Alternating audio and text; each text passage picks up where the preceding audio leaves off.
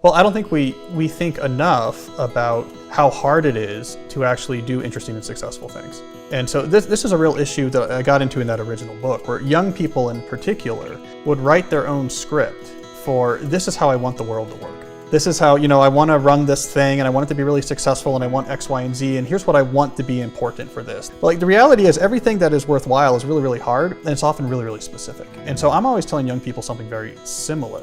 Before you make your plan for how you're going to execute, becoming a book author, for example, which a lot of people ask me about. Go talk to authors, figure it out. Figure out what the actual reality is of what matters and how people succeed. Don't write your own script with the answers that you want it to be, because often there's a real conflict. Because it's easy to come up with some plan where you're like, I'm gonna do X, Y, and Z, I'm gonna write 20 pages a day, and something that's kind of hard but not too hard, and you think it's gonna be fun, and it might have nothing to do with how that industry works. But on the other hand, if you can get the intelligence, maybe by interning with someone who can actually teach you about the field you really care about, and you understand, this is what's involved, then you know where to put your energy. You know where to get the leverage point. It's why in academia, for example, why the people who write papers for star venues tend to train with other stars. Because you just learn, right? If you're at MIT in the sciences, you're gonna learn from people that this is what they do. They write papers for the top places, they know how to do it, the mindset's all built around it. You can see what they pay attention to and what they don't pay attention to, and that type of apprenticeship actually matters.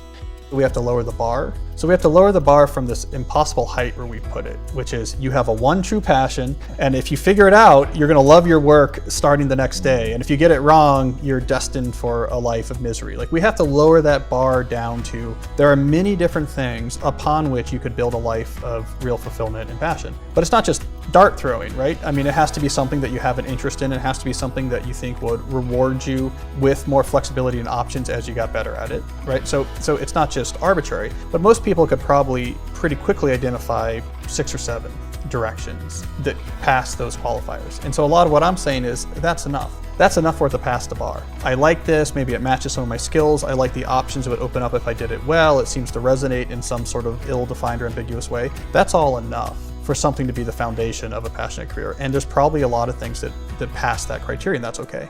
I say you should look to, let's say, professional musicians, professional athletes, professional chess players, people who have to get good in a world that has a well-defined competence hierarchy, where you have a chess ranking and you can't run away from it. You have a batting average, right?